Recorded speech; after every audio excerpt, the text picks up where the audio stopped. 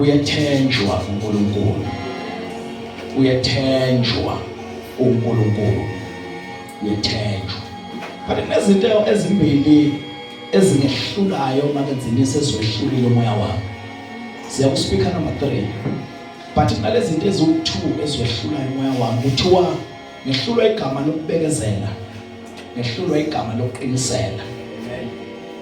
Abakhulela emakhaya nabangakhulelanga lamakhaya but bazoyibona lento engifuna ukuyisho.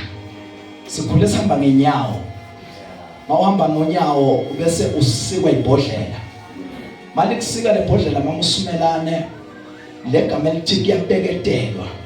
Igama elithi uma ngabe lebhodlela lingisike umama ngithume esitolo.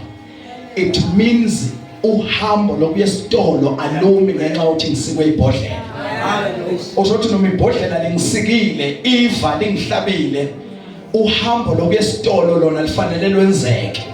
Bese kuthiwa kuyaqiniselwa. Ngento yokuqinisela ithi ngithe ngihamba laqhubeka igazi labhibha laphuma kulesilonda.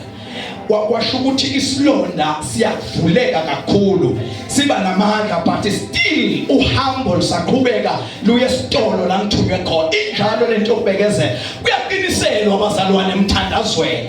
Uzizwe ikhalize embubhiso ziza ngakuwena zihlasela wena, but uqhubeke uqinisele emthandazweni. Sometimes uthi uyathandaza uwezwa amazwi ephela, uwezwa amazwi engasaphumi, but I want to assure you ukuthi ngale nkathi kuphuma inyembezi amazwi akho noma angezwakale but asuke angimusi olapha kulezi inyembezi inkosi yakwazi ukuyifunda zibhalwe njengencwadi.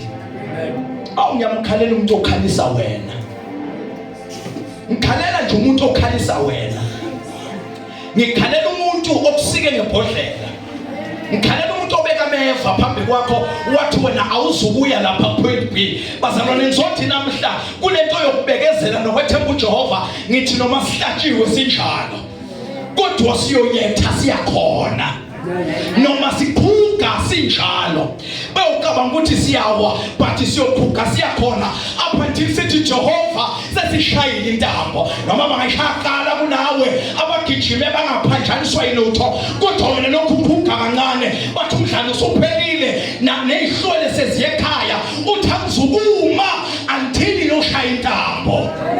Hayi bazalwane kuyabekezelwa emthandazweni, kuyaqiniselwa emthandazweni, akuhlalwe emthandazweni, akuphaswa emthandazweni, akwazanywa emthandazweni, kodwa kuyaqiniselwa.